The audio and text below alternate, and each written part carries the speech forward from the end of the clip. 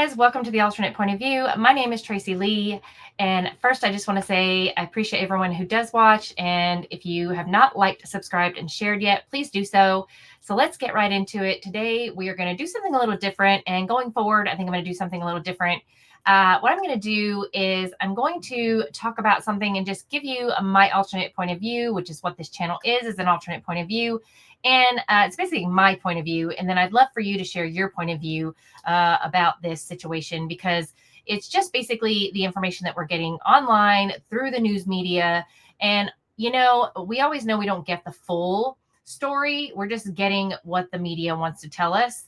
And a lot of times we just don't hear everything. But today we're going to talk about something that's coming out of Pontiac, Michigan.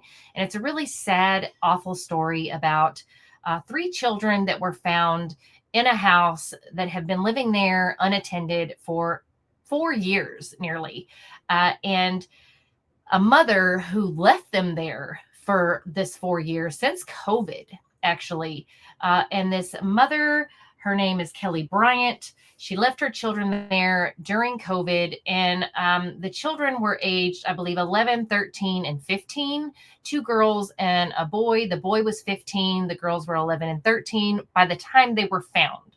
So it begs to question, right? These kids were preteens and a teen. So you're thinking, I was thinking, of course, and it's not something, it's just human nature, right? You think, my God, if they were this old, why didn't they leave, right? Like, why wouldn't they walk out the door, knock on a neighbor's house and say, hey, can you help us? Can you call 911? Also, the 15-year-old had a phone. Now, by the time they were found, by the time the police do a welfare check, these kids are living in 4 years of feces and urine and just uncleanliness. I'm talking about to the point that the police department and people had to go in hazmat suits. It was so disgusting. So the mother apparently would come by and drop off a loaf of bread to have it last for the kids for about 3 to 4 days, maybe, for these 3 kids. No one in the system questioned where these kids were. Keep in mind, this happened during COVID, so a lot of people were staying home. Kids weren't going to school, so you could understand kids falling through the crack. I could understand maybe 1 kid, but 3 kids, no. So, of course, you're thinking to yourself, did anyone miss these kids? Where are the rest of the family? Where's the grandparents? Where are people just kind of like, hey, where are my nieces and nephews? Where are my grandkids? Where are my kids? Where are my students? These kind of things are, like, what is going on? And then you're thinking also at the same time, again, I ask, why didn't these kids leave the house? So, but again, I don't want to victim blame. This is a thing where looking at crime and looking at these types of situations, you don't want to victim blame because they're kids, right? And you don't know what the mom is telling these kids. This is happening. The first time this started was during COVID. So you don't know if the mom is telling these kids that, oh my gosh, you can't leave the house because everyone is diseased and sick. So she could have been saying that, she could have been brainwashing these kids, gaslighting these kids in some type of way. So, of course, a rational, normal thinking person would think these kids are old enough to possibly know between, getting out of the house and asking for help, that type of thing. But again, if you've been locked in a home for 4 years, and I don't want to say locked in, but they've been stuck in that home and in that way of life. And, the 15-year-old, the son, did have access to the mom via phone, but who knows what she's told him, and when you are being told something for who knows how long, you just kind of go with it. And this is your mother. This is the person that is supposed to take care of you, but she's out living her best life.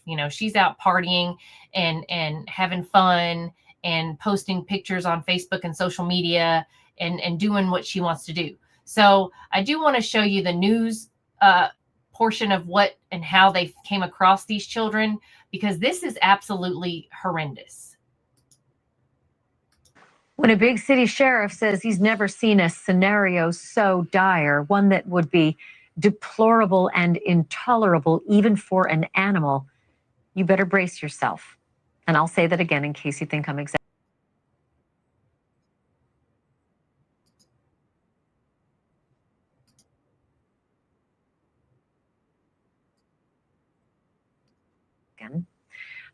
Oakland County Sheriff's deputies found 3 children in this house in these conditions: a 15-year-old boy and 2 girls aged 12 and 13. Their mother had left them in that home to fend for themselves almost 5 years ago. Do the math. They would have been 10, 8, and 7. That fact alone is mind-boggling. But so is this.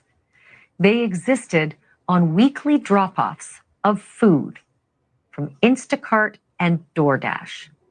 But towards the end of that 5-year ordeal, the food that was dropped off ended up being a loaf of bread.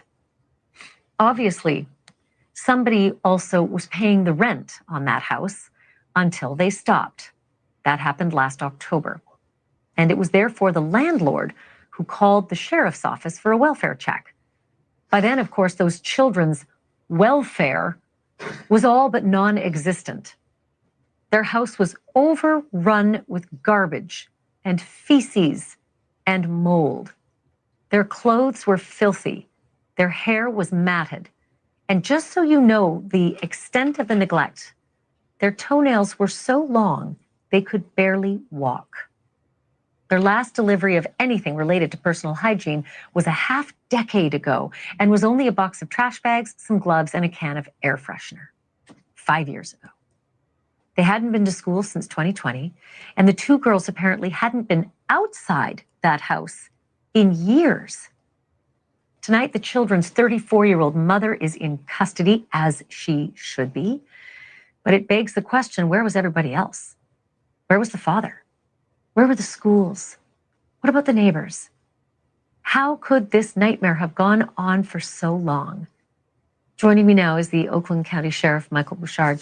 Sheriff, thank you so much for being here. I literally can't even believe, as I read those details again, that I'm reading fact. How are the children right now, and where are they? So we took them immediately out of the home once we discovered them, took them to medical care, and then involved our Child Protective Services. And they have been placed temporarily with relatives that were unaware of what was going on. And we have a lot more scheduled for them this week.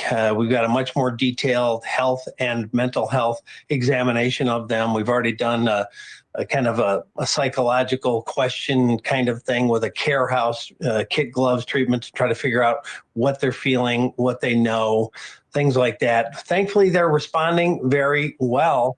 Our detectives said when they saw them at the care house interview that they were chatty. And obviously, when we first encountered them, it was nothing like that. The girls were actually hiding in a locked bathroom. How is their development, given the fact that this is almost half their life? They've lived alone as young children with no adult care. I mean, and just no love.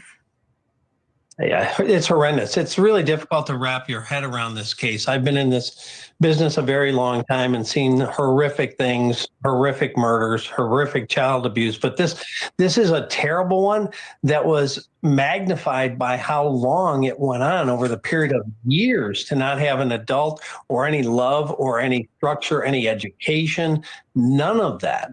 And so, it's just really difficult to wrap your head around. But we're doing everything we can to set them up on a better path. The community has responded and filled our sheriff's office with clothing for them, and they're making donations. We're going to set us to try to get them, a fund for their health, both physical and mental health, and maybe some educational funds set aside for them.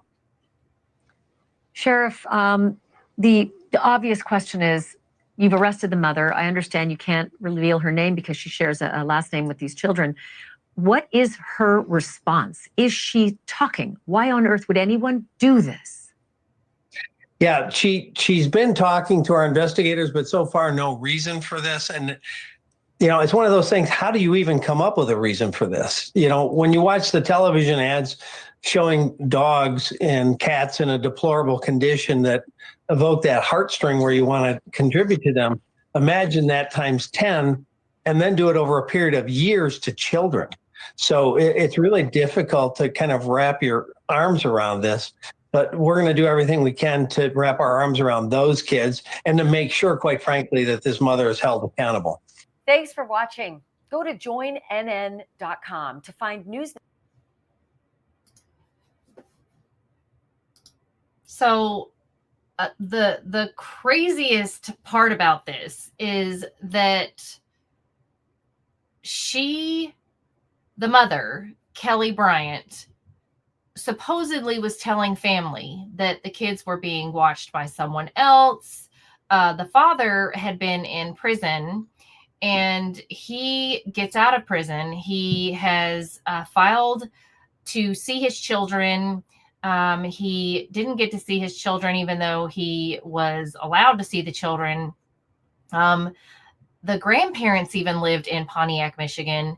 And now apparently, I think the grandfather, who's the father of Kelly Bryant, has now gotten temporary custody of these children, which is very strange to me. I saw a Facebook post that someone claimed, how dare they give the children to the grandfather? Because, I mean, I don't know the history or the story behind that. But apparently, I mean, he lived in Pontiac, Michigan. He was basically down the road from these kids. How could they not know? I know that the family has asked for privacy because they are being attacked by the media, because they did not intervene in any way in these last 4 to 5 years that these kids have had no contact with any family. They have not been searched for. They have not been, no one has asked for them in all these years. Where have they been? They have just, I'm not really sure. I'm just flabbergasted as to how in the world these kids have been missing for this many years. So I'm not looking at this from my perspective and my point of view as a fail on the system. And they are actually blaming the system, the school system. I heard the sheriff mention that there needed to be changes, and I don't disagree. I don't disagree that there need to be changes on the school level, where apparently the school system just kind of dropped them out of the system because they hadn't shown up for school in quite some time. And so they just kind of dropped them out of the school system. And I understand possibly one kid, right? I said that earlier, one kid not coming to school anymore. And we did have COVID, and I kind of barely can understand that. But three children from the same family just kind of never coming back. COVID did a lot. That ruined a lot of lives, a lot of families. The not going to school, all of those things, it really messed things up. So from my perspective, I would say that this was not necessarily a fail on the system. I do think there needs to be changes made, obviously, but I think this is a complete and utter fail on the family. And it's not because there wasn't family. She had parents right there in Pontiac. I don't know what the children's father was in prison for, but he did immediately when he got out sought to see his children right away. So, and he was able to get visitation right away. So it wasn't like he was, I don't know what he was in for again. So it wasn't apparently something so bad that he wasn't able to get visitation of his children. So I'm just trying to understand what she thought she was doing, or how long she thought she was going to be able to get away with this. But apparently she got away with this for a very, very long time. I mean, look at this, nearly 5 years. And her son, who is now 15, was able to contact her. she clearly, I don't know what she was doing, but according to her Facebook page, what little is on there, I believe she may have been some type of dancer, and that's to be nice, because you can only say certain words on YouTube. But she literally just posted, and this is a disgusting irony, on her Facebook page last week on the 3rd of February. She posted about a food drive for someone who needed food, a child who needed food. And she was posting about people giving food to this child, this family. And the irony of that is that her own children were living in this most horrific, disgusting way. And she was barely giving her food a loaf of bread, her children a loaf of bread, when she was advertising on Facebook for people to give a stranger food. And she was saying absolutely horrific things about them, basically, you know, come and get me if you can type of statements. And she didn't have a care in the world for her children, not a single care. I don't understand how people can do this, how they can treat their children this way. So my point of view is, honestly, people who do this, maybe she should live on a loaf of bread a week. But you know, I believe these kids are honestly going to be horrifically traumatized for the rest of their lives. I hope that they find a way to overcome this. I hope that they get the treatment that they need. I think that they deserve good influences and prayers and just everything good that can come to them. But this is a horrible, horrible, disgusting story. She is being charged. She could serve up to life in prison for this. And I just find this absolutely disgusting. I apologize for the pictures. They are hard to look at. And but these are things that are happening in our country. These are things that are happening that people turned a blind eye to. And I just want everyone to know that these things are happening in America. And these are things that we need to look at in America. This is why I want people to focus and understand the way that we are not paying attention to what's happening here in America. I understand that things are happening in other countries, and I really do. I hate that. I hate that things are happening so awfully in other countries. And we can pray and send thoughts and prayers to those countries, but we have things here that are happening here. Who would know that these 3 children are living like this? We wouldn't. We wouldn't know. They were living like this for nearly 5 years. They were living in a townhome where their walls are shared with other people, and no one knew. If that can happen in America under our noses, imagine what else is happening in America. And we are doing absolutely nothing. And here we are protesting in our streets over people in other countries not getting our money, when our money should be here, when our money should be here to save our children. So that is my point of view. I'm not sure what other people's point of view are. Actually, I do. I am pretty sure what other people's point of view is. I see it on social media every day. I see people protesting and marching in the streets to keep funneling money to other countries. And I just think it's sad. I think it's sad. I've said it repeatedly on this channel that people are flying the Canadian flag, flying the Mexican flag, flying the Palestinian flag, flying the Ukrainian flag. And I find that insulting.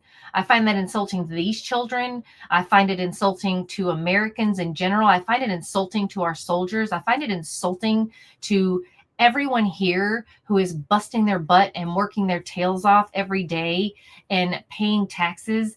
And I find it, it's insulting. It's insulting, especially to children like this. I find it insulting every single day when we have people here Flint, Michigan still doesn't have fresh, clean water. Our veterans are living on the street and taking their own lives. We have things here in America that need to be solved. You know, it's awful that there are things going on in the world. Yes, but we can't fix everyone else's problems until we fix our own. And that is my point of view. So I would love to hear other people's point of view. I would love to hear what you have to share and what your thoughts are. And if you feel that we can fix everyone's problems and our own, I'd love to hear what your thoughts are and how you think we can do that. Because I just want to know, like, how can we fix everything? Because until we can fix what's in our own backyard, how are we supposed to solve everything else? You know, like, how do you fix your own problems in your own home and fix your neighbors? Just how? I just want to know, because the only way I know is that we do a lot of things through prayer. Prayer helps. And from what I understand, a lot of my friends tell me when you have more than 2 people praying, there's power in that. And that sometimes is the only way we can do it. It's not by giving out every penny that we have. So yeah, I just would love to hear your thoughts, but that's my point of view. So that's what this is the alternate point of view. And I'd love to hear what you guys' point of view is. So thanks a lot, and I'll see you in the next video.